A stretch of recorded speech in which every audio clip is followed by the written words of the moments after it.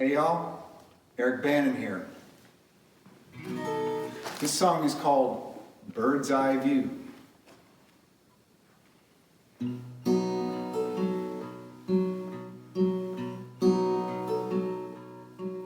Well, I was up all night trying to write a song. Every turn of phrase just turned out wrong. Seemed I couldn't get out of my own way. So I stepped out on the back porch to greet the new day. A little black and white bird in that old oak tree thought that I was dreaming, man, started talking to me. Chick-a-dee-dee-dee, coo, coo, coo.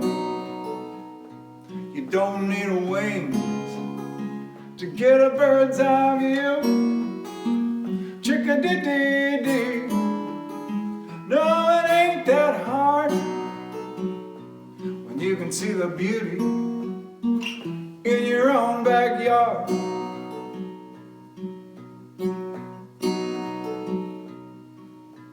And then I heard a cackle, and a crow said, "Hey, what's with the long face? It's a beautiful day. If you could be still for a moment and let go, maybe you can see the beauty in the call of a crow." Chick-a-dee-dee-dee, coo, coo, coo. You don't need wings to get a bird's eye view. Chick-a-dee-dee-dee, well, it ain't that hard. You can see the beauty in your own backyard. Do you dare? Do you dare to dream? And can you see the unseen? The beauty in everything. Now the stock market's crashing, don't give a damn. TV's nothing but goobers and spam. But I got a new song I'm gonna sing. It's a natural nirvana, zip-a-dee-doo-dah thing. Chick-a-dee-dee-dee, coo, coo, coo. You don't need wings to get a bird's eye view.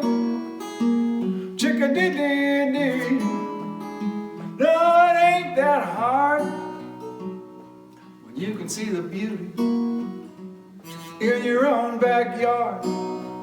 Oh, there's a lot of beauty in your own backyard.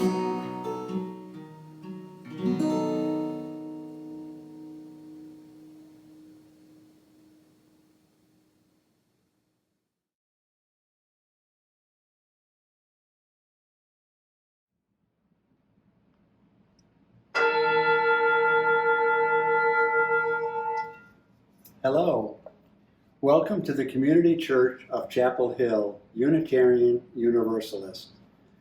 My name is George Thompson, and I'm a member of the Worship Associates Ministry at the church. Whoever you are, whomever you love, however you arrived at this virtual service, you are welcome here.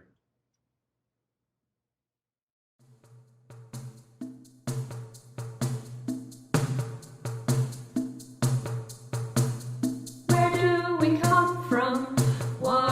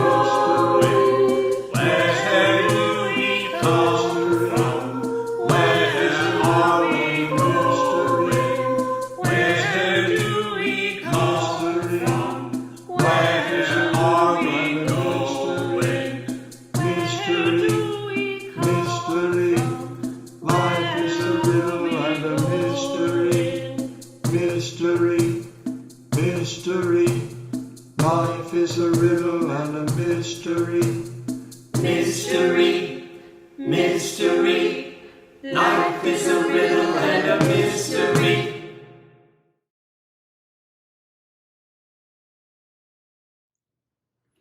Our call to worship this morning is as follows.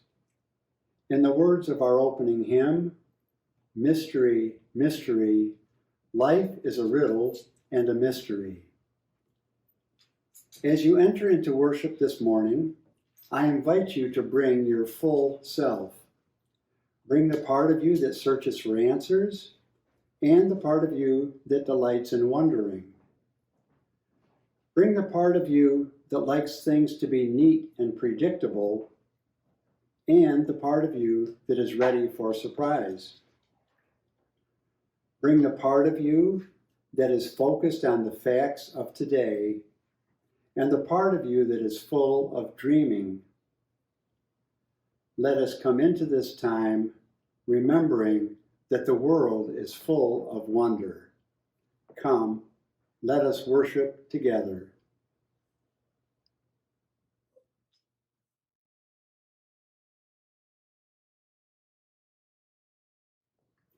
Our chalice lighting today comes from a reading in the back of our hymnal.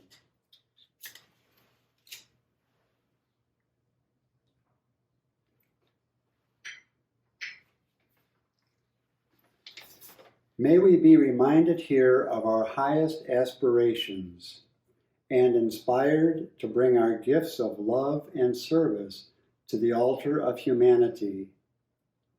May we know once again that we are not isolated beings, but connected in mystery and miracle to this community and to each other.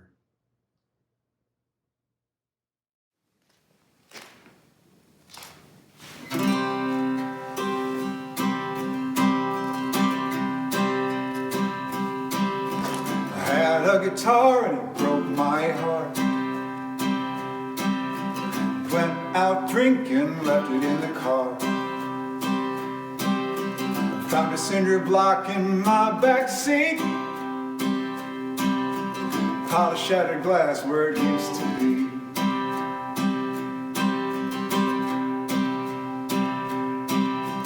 I had a lover and it broke my heart. Walking away was the hardest part. Did she ever raise a family? She deserved a better man than me. And I struggled every day, living with choices that I've made, trying to get it right, stumbling towards the light.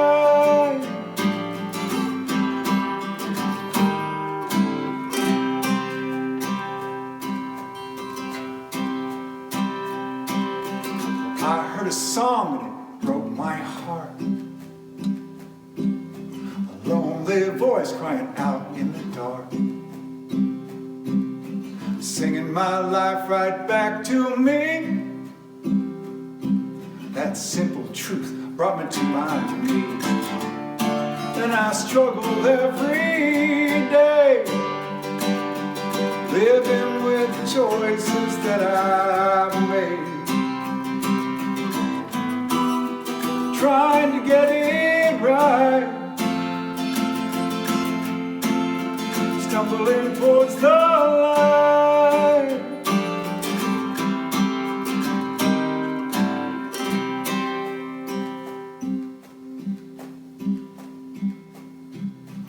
I heard a story and it gave me hope about a man at the end of his rope. He stood on the edge and took a leap of faith, left behind his anger and his hate. And I struggled every day, living with the choices that I've made, trying to get it right, trying to get it right. stumbling towards the light.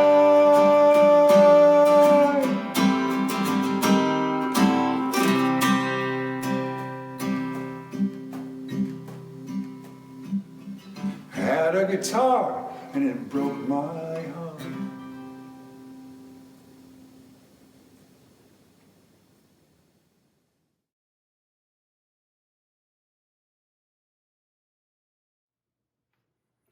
The reading this morning is by Unitarian Universalist minister Reverend Meg Barnhouse.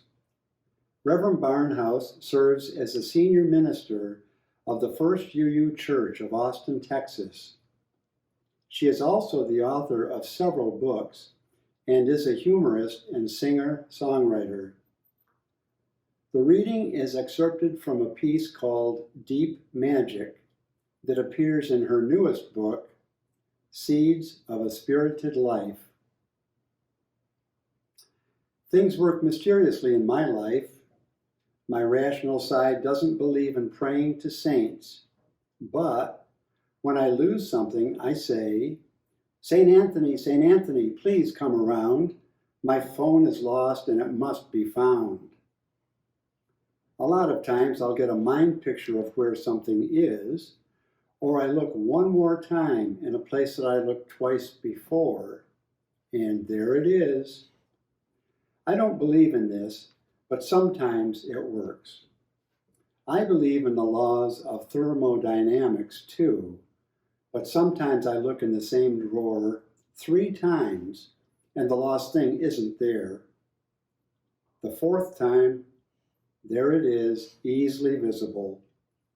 At our house, we call that gremlins. As I was writing this column, I lost my debit card. Looking through the hotel room, shaking out all my clothes, searching my pocketbook over and over, it was nowhere. I felt that I knew where I'd left it, but the place was closed for holidays.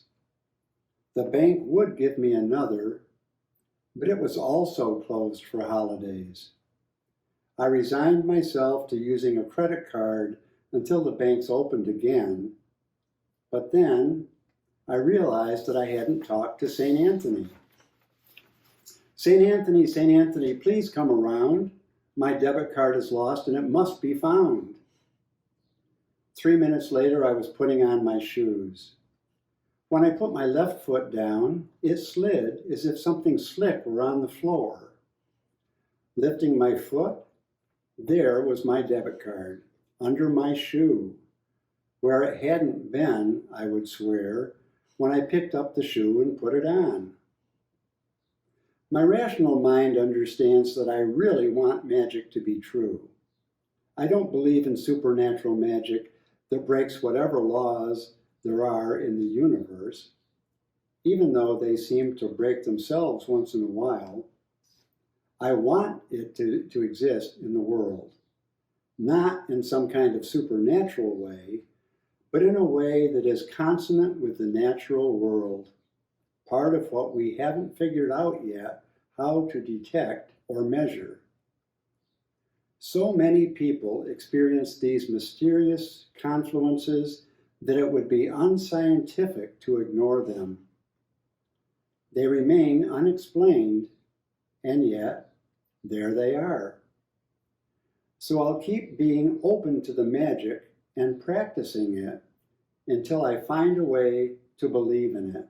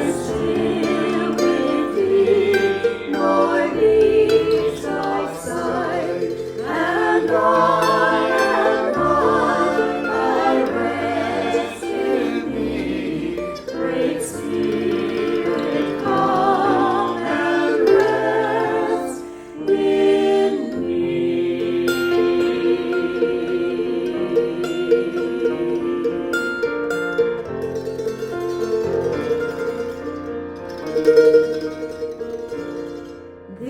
ends of earth are in thy hand, the seas are deep and far off land, and I am on my rest in thee, great Spirit, come and rest in me.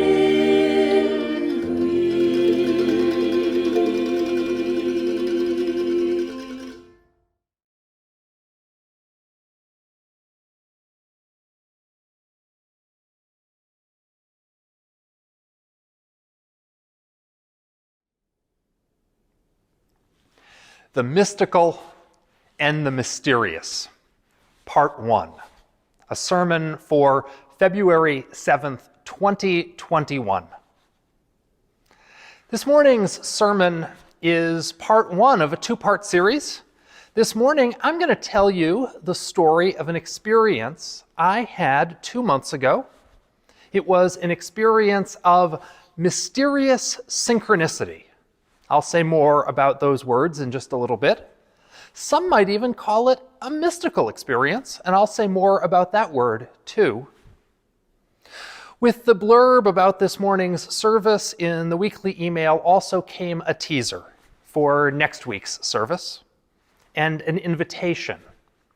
I know that there are members of our church community who have had their own experiences of the mysterious, the magical, the mystical, experiences of synchronicities and serendipities, of the supernatural and the supernatural.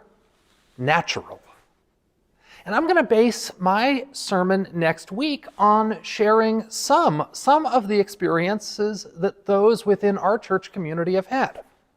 I've already received several messages, but if you have a story that you would consider letting me share, give me a call or send me an email.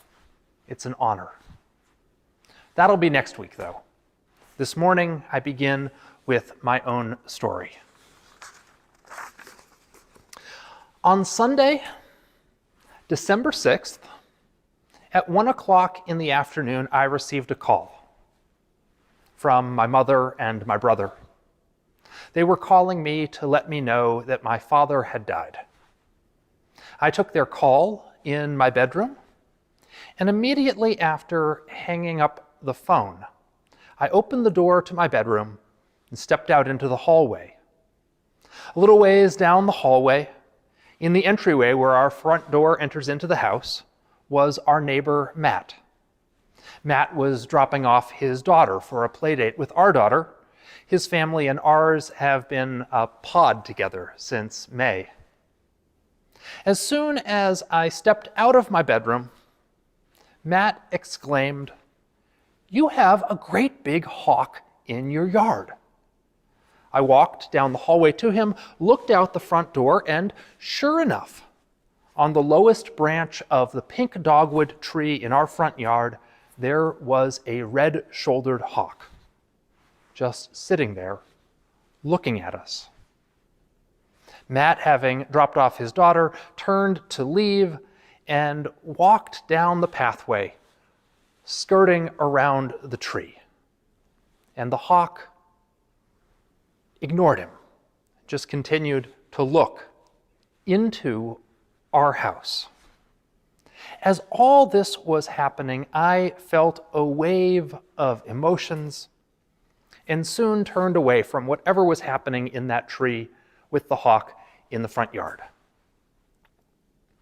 5 days later, I was standing in my kitchen, putting together a little lunch. I thought of my dad. And just then, I looked out the kitchen window, and the red-shouldered hawk had returned in exactly the same place, perched again on the lowest branch of the pink dogwood tree in our front yard.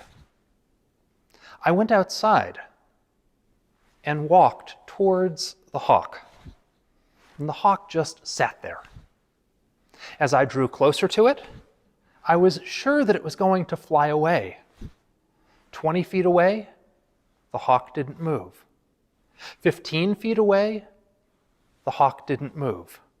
I got within 10 feet and still the hawk didn't move. At about that distance, I took out my phone and snapped a picture. I took another couple of steps towards this hawk. It was still more than an arm's length away, but not that much more. And I paused and stood there, looking at this bird. I have never seen a hawk act this way. And here is what went through my mind in that moment. I looked at the hawk and thought, you were here a few days ago, weren't you? Did you come back to visit me? I am glad for your visit. And in that moment, my heart felt open and I was filled with a sense of pervading comfort and gratitude. A wonderful feeling of calm and connection flowed through me. I continued to stand there just a while longer, and I had a sense that I could have stayed there with that hawk all afternoon. But in that moment, I felt fulfilled, like that moment had given to me something that I needed. And so I turned away and walked back inside. There's an interesting postscript to this story. Several weeks later, I drove up to Boston to visit my mom and to participate in my father's memorial service. I reserved an Airbnb less than a mile from my childhood home where my mom still lives. And sure enough, when I pulled into the driveway of the Airbnb, I looked through the car's windshield and saw a hawk perched in the branches of the closest tree. Of course, I immediately thought. Thanks for checking on me to make sure I got here safely. And as I stepped out of the car, the hawk flew off in the very same direction as my childhood home. Of course it did. That's the story of my mysterious synchronicity.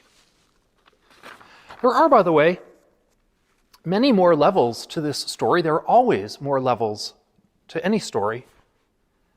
By way of background information, you might find it interesting to know that my dad was quite the outdoorsman, far more than me, and that the outdoor activity we most connected over was bird watching. I still have a field guide to birds that he gave to me. Or you might find it interesting to know that when I was a young child, we frequently visited a nature center near our home. And upon entering this nature center, there was a path down a hill. And the first animals that you would come to would be several exhibits with rescued birds of prey. And I would frequently run off ahead down this hill with my dad calling after me, "Stop and wait for me when you get to the hawks." I want to talk about experiences like these, like the one that I just described. What do they mean? What's really happening? And what exactly are we supposed to do with this? I describe this experience as a mysterious synchronicity. Mysterious because I have questions about this experience that don't have easy answers. Namely, why did this hawk behave differently than every other hawk I've ever seen in my life? And synchronicity, because it seemed like the hawk's appearances were synchronized with these moments in which I was experiencing particularly intense feelings with regards to my father's passing. It was as if the outer world seemed to be moving in sympathy with, in synchronicity with my inner emotional state. It was also perhaps a mystical experience. Mystical is one of those fancy words that causes a lot of us to ask suspiciously, now what does that mean? The word mystic comes from ancient Greek, the ancient Greek, and it seems to have meant something like to close one's eyes, but also to be initiated into a different way of seeing, such that what was once hidden, concealed, is now revealed, such that what was once hidden is now revealed.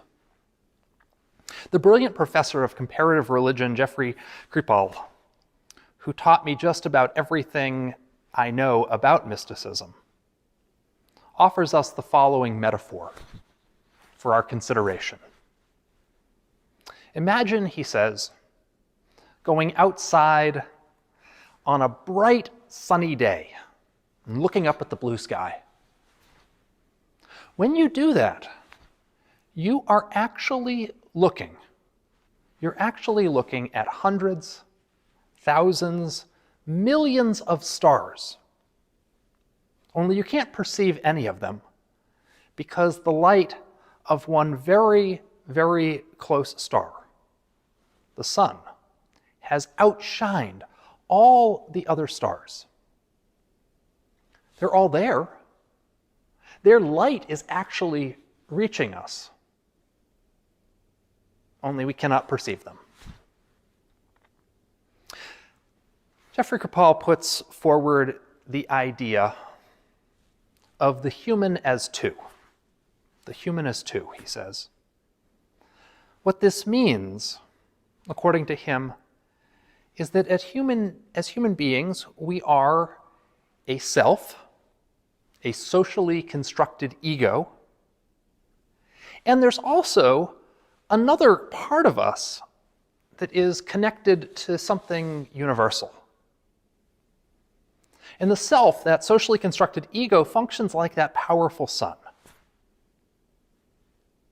It's often all we see. But sometimes we can see more. Kripal theorizes that if we can see beyond the self, we can have access to an experience of that universal more. Unfortunately, as he points out, it often takes moments of trauma, danger, even death, or altered states of consciousness to be able to catch a glimpse of that more that is beyond the self. This is all very, very weird and cool, I think. And by the way, I would point out that Jeffrey Kripal's theory of the human as two just so happens to map onto our Unitarian Universalist 7 principles. The first principle is all about the distinct self, the differentiated ego. First principle is the inherent worth and dignity of every person. That's the self. But the seventh principle denies the idea of an independent self in speaking instead of an interdependent web of all existence of which we are a part. An interdependent web of all existence of which we are a part. We often think of the seventh principle as an ecological principle, an environmental principle, which it is. But it's also, I think, more than that. It is a mystical principle saying that everything is actually connected. If we believe that seventh principle, existence is all interlinked, interfused, interconnected. Red-shouldered hawks exist, and grief exists.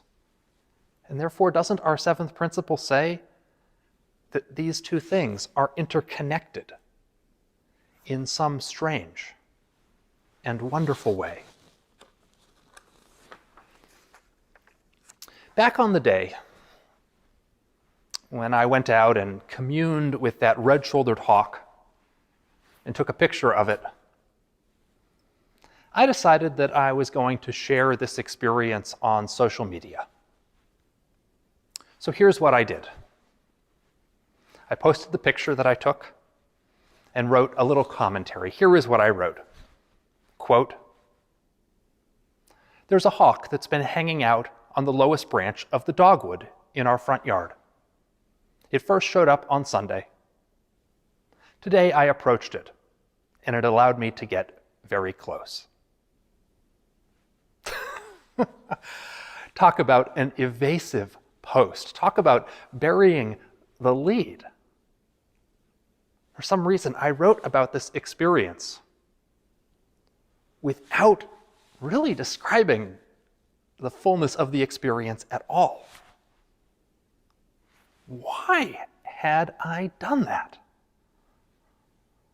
Then a half hour later, feeling unsatisfied, I went back and edited the post. I edited it to say that when I wrote that post earlier today, I had committed an act of self-censorship. And I wrote that what I really wanted to say was that this hawk had first appeared in my yard at the precise moment I had learned about my father's death, and that it was back today, and its behavior was very odd as far as hawks go, and I can't help but feel that there's some connection somehow between the appearance of the hawk and the death of my father, and I don't know for sure what that connection is, but it cannot help but feeling that there is some connection. And then after I had shared this edited response, the replies began. Over the next several hours, at least a dozen different people commented on my social media post saying that they, too, had experienced a wonderful and wondrous and mysterious visit from an animal soon after the loss of a loved one.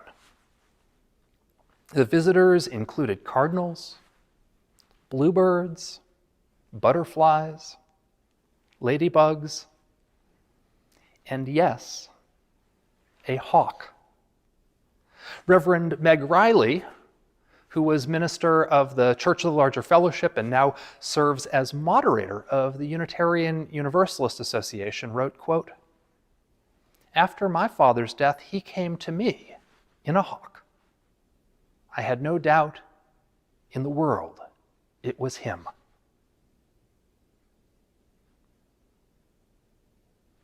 My colleagues in ministry tell me that whenever they share experiences like these from the pulpit, they always receive an outpouring of enthusiastic response. People saying gratefully, "You know, something similar happened to me, too. I'm glad I'm not the only one." So why did I self-censor? Why did I default to evasion, concealment? Honestly, part of it is fear of how others might judge me. And I'm a minister. But there's also, truth be told, another reason. These experiences are not exactly egalitarian. Plenty of people go through their lives that are not free from trauma, fear, or loss, and don't experience mysterious synchronicities. I don't think I've ever had an experience like this previously. And these experiences are certainly not replicable. We can't say, here's how to make this happen. And I fear that sometimes hearing people talk about these experiences can be like people hearing about dunking a basketball. I can't do that. I doubt I ever will. But scholars like Jeffrey Kripal say that something happens when we share and consider and treat these experiences with openness. Connections multiply. There's a greater sense of curiosity and openness that pervades. Something happens that is good for us and good for our community. So next week, tune back in.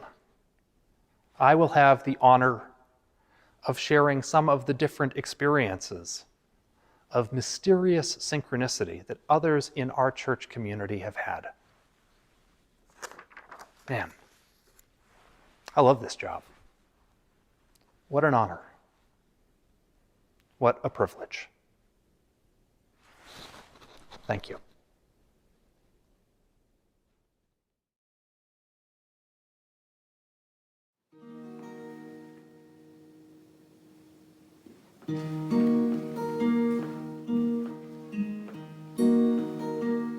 I am a poor, wayfaring stranger, traveling through this world of woe. There is no sickness, no toil, nor danger in that bright land to which I go. I'm going home to see my Father, going there no more to roam. I am going over Jordan. I am going over home.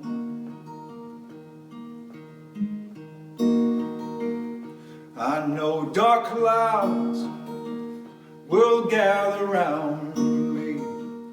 I know my way is rough and steep. Those peaceful fields rise up before me, where weary eyes no more will weep. I'm going home to see my mother. Said she'd meet me when I go. I am going over Jordan. I am going over home. Oh, hunger's been my life's companion. Sorrow's been my nearest friend. I will leave them both behind me in that bright land at journey's end. I'm going home to see my loved ones gone on before me, one by one.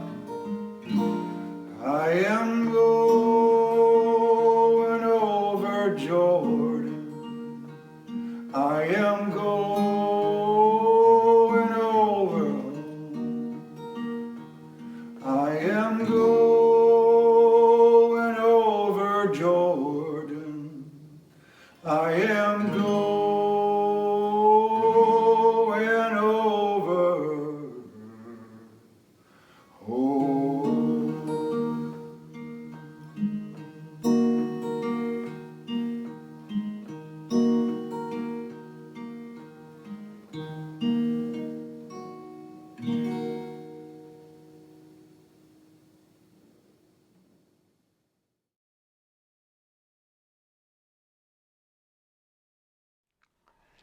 Each week, we hold in our service a time for sharing the joys and the sorrows that we bring with us into this church community. This past week, we've had two members of the church reach out to me, and both asked me to place stones for joys. First stone of joy is from Dave Klibenow. Dave Klibenow writes that Donna Washington's two latest CDs, Chairs in the Trees and Walking with Ancient Wisdom, Both won Storytelling World Awards. Congratulations, Donna Washington. And Carter Smith writes, I am delighted to share that I've accepted a full-time ministerial internship for next year at the First Unitarian Church in Portland, Oregon. Baptiste and I, Carter writes, will be making the move to Oregon this summer, and we're excited for the adventure and the learning ahead. Congratulations, Carter. A final stone is placed for all those joys and sorrows that we hold in our hearts, that were not spoken. Won't you take a moment to hold in our hearts a few moments of awareness, reflection, and prayer. Spirit of life, we ask today for healing for the sick and the hurting. We ask for comfort for the grieving. We ask for aliveness, that we may keep before us the lofty demands of justice. We ask on this day that we be kept curious before the wonders of life, the mysteries of ourselves and this world. May we be grateful for community, for this church, and for each other. Amen. And blessed be.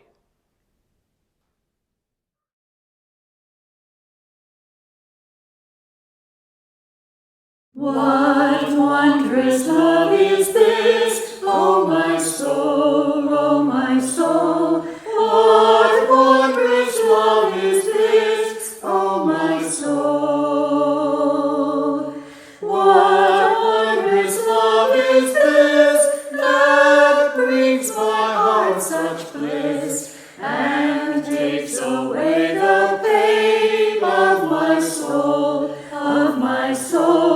and takes away the pain of my soul. When I was sinking down, sinking down, sinking down, when I was sinking down, sinking down, when I was sinking down beneath my sorrow's ground, friends to me gathered round. Oh my soul, friends to me gathered round. Oh my soul, to love and to all friends I will sing, I will sing. To love and to all friends I will sing. To love and to all friends who pain and sorrow mend, with thanks unto the end I will sing, I will sing. With thanks unto the end I will sing.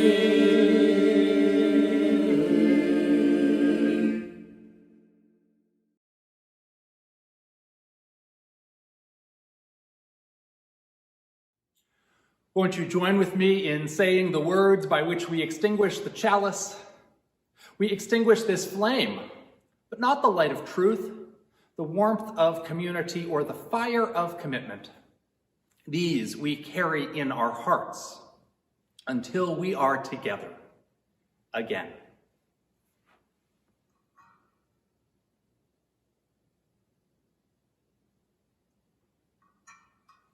I invite you to join with me in singing Shalom.